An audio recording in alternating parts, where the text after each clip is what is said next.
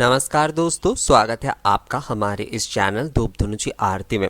दोस्तों, मुझे तुलसी विवाह के ऊपर कुछ सवाल मिले हैं, तो उसी के ऊपर आज का हमारा ये वीडियो है। तुलसी विवाह के बारे में जैसे कि एक पहला सवाल ये मुझे मिला कि ज़्यादातर ये सवाल मुझे मिल रहा है कि अगर हम तुलसी विवाह का अनुष्ठान नहीं करते हैं तो क्या जो है हम केवल तुलसी माँ और श्री नारायण की पूजा कर सकते हैं। तो इसका बहुत ही सिंपल सा जवाब है कि बिल्कुल कर सकते हैं। आप पूजा जो है किसी भी विशेष दिन पर कर ही सकते हैं, उसमें कोई समस्या नहीं है। अगर आप तुलसी विवाह कराने की परंपरा आपके परिवार में नहीं है, या फिर जो है कई लोग जो है कई कारण से तुलसी विवाह का अनुष्ठान संपूर्णता से नहीं करवा पाते हैं, तो वो तुलसी माँ की पूजा, लक्ष्मी नारायण की पूजा एक साथ कर ही सकते। कई लोगों ने मुझसे ये भी सवाल किया है कि क्या अगर उस दिन लक्ष्मी नारायण की फोटो हमारे पास है, केवल नारायण जी के फोटो नहीं है, तो हम विवाह अनुष्ठान तो नहीं करवाना चाहते हैं, पर हम जो है केवल साधारण सी पूजा करवाना चाहते हैं, तो लक्ष्मी नारायण जी के फोटो के साथ तुलसी माँ को रखकर पूजा कर सकते हैं या नहीं।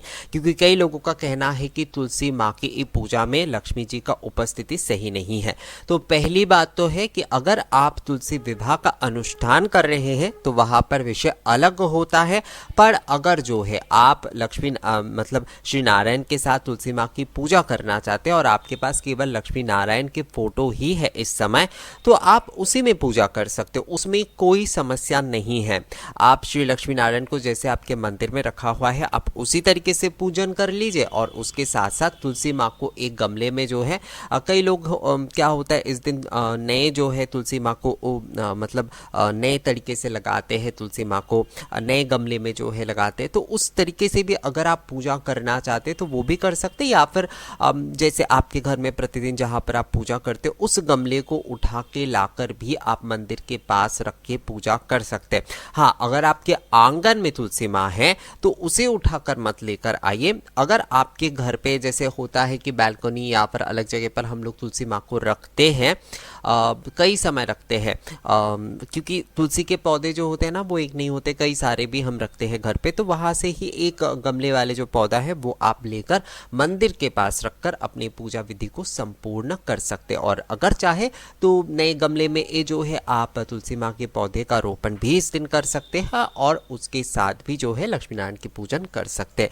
तो इसमें किसी भी प्रकार की कोई समस्या नहीं है अगर आप केवल पूजन कर रहे हैं। अगर आप विवाह अनुष्ठान करवा रहे हैं तो उसमें तुलसी माँ और श्री नारायण के विवाह ही करवाना होता है, अर्थात श्री हरि विष्णु के साथ ही जो है तुलसी माँ के विवाह करवाना होता है। तो उसमें जो है लक्ष्मी माँ की छवि अगर ना हो या फिर लक्ष्मी माँ की मूर्ति अगर आप नहीं रखते तो ही ज़्यादा सही होता है, क्योंकि वो विवाह अनुष्ठान हो रहा है। तो विवाह अनुष्ठान और पूजा अनुष्ठान दोनों अलग है। पूजा जो है उसमें आप दशोपचार विधि से, पंचोपचार, सप्त उपचार या षोडशोपचार से भी कर सकते हैं। तो लक्ष्मी नारायण की पूजा भी वहाँ पर आप षोडशोपचार विधि से करिए और तुलसी माँ की पूजा भी आप षोडशोपचार विधि से करिए। तो ये हो जाता है पूजन विधि। और विवाह विधि जो होता है वो संपूर्ण जैसे विवाह जिस तरीके से होता है उसी तरीके से होगा।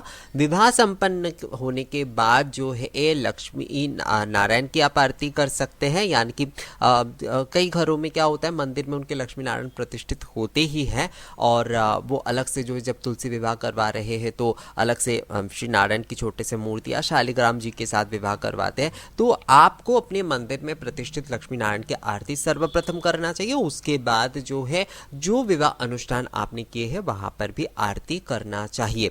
तो इस तरीके से जो है तुलसी विवाह का पूजन और विवाह में अंतर जो है मुझे लगता है वो आपको समझ में आ गया है कि अगर आप विवाह करवा रहे हैं तो वहां पर श्री हरि विष्णु के साथ तुलसी मैया की जो है विवाह अनुष्ठान संपन्न किया जाएगा। पर अगर जो है आप केवल पूजन करना चाहते, विवाह अनुष्ठान आप नहीं करवा रहे हैं, वहां पर केवल आप पूजन करवा रहे हैं, तो वहां पर आप लक्ष्मी नारायण के फोटो के साथ साथ तुलसी माँ के पंचोपचार, शब्दोपचार, दसोपचार, जिस भी विधि से जितने भी उपचार से आप पूजा करना चाहते हैं उस तरह से पूजा करिए। उन्हें भोग लगाते हैं जिस तरीके से उन्हें भोग लगाइए और आरती कीजिए। यहाँ पर पूजन और आरती जो है वो बहुत ज़रूरी हो जाता है जब आप पूजन कर रहे हैं। विवाह अनुष्ठान का नियम जो है वो अलग होगा। एक सवाल और मुझे बहुत मिल रहा है, उसके ऊपर थोड़ा प्रकाश डालना बहुत ज़रूरी है क्योंकि ये एक कन्फ्यूजन वाला है वो ये है कि क्या हम जो है अगर हमारे पास जो है विष्णु जी की मूर्ति नहीं है, शालग्राम शिला नहीं है, विष्णु जी के फोटो नहीं है, पर हम बाल गोपाल की सेवा करते हैं, हम जो है कृष्ण जी की सेवा करते, तो क्या तुलसी माँ के विवाह जो है हम उनके साथ कर सकते हैं? कई लोगों में आजकल ये चलन मुझे देखने को मिलता है। पर देखिए दोस्तों, अगर विधिवत तौर पे आप विवाह का अनुष्ठान कर रहे हैं, आप केवल पूजन कर रहे हैं, अर्थात उस दिन तुलसी माँ की पूजन कर रहे हैं, आप जो है गोपाल जी को आपने बैठा दिए, आपने राधा कृष्ण को बैठा दिया, कृष्ण जी को या राम जी को आपने बैठाकर पूजन की, वो विषय संपूर्ण अलग होता है। जैसे मैंने आपको पूजन के बारे में बताया कि लक्ष्मी नारायण की फोटो रख के भी आप तुलसी माँ को रख के भी पूजन कर सकते, वो विषय पूर्ण अलग होता है। पर जब आप विवाह अनुष्ठान कर रहे हैं, विवाह अनुष्ठान में आपको श्री नारायण के साथ ही तुलसी माँ के विवाह अनुष्ठान संपन्न कराने चाहिए। कभी भी जो है आपको लड्डू गोपाल के साथ विवाह अनुष्ठान, राम जी के साथ, कृष्ण मूर्ति के साथ विवाह अनुष्ठान नहीं करना चाहिए। आप शालग्राम शिला के साथ कर सकते। कई लोग जो है शालग्राम अपने घर पे नहीं रखते हैं, तो वो मंदिर में जाकर भी उस विधि को पूर्ण करके आ सकते हैं और घर पे केवल आरती कर सकते हैं। या फिर अगर जो है आपके पास विष्णु जी की मूर्ति है या फिर विष्णु जी के फोटो भी है, तो उनके साथ भी जो है आप ये विवाह अनुष्ठान के जो रिचुअल्स हैं उसे पूर्ण कर सकते हैं। पर यहाँ पर गोपाल जी के साथ, यहाँ पर कृष्ण जी के साथ, यानी कि ठाकुर जी के दूसरे ये जो अवतार है उनके साथ विवाह कार्य संपन्न नहीं करवाए जा सकते, क्योंकि विधिवत तरीके से जो है ना कुछ नियम होते हैं उसका ही पालन करना होता है। अब देखिए जैसे एक सीता मैया जो है अब वो भी माँ लक्ष्मी के ही अवतार मानते हैं हम, तो श्री नारायण के साथ हम सीता जी को बिठाकर पूजा नहीं कर सकते।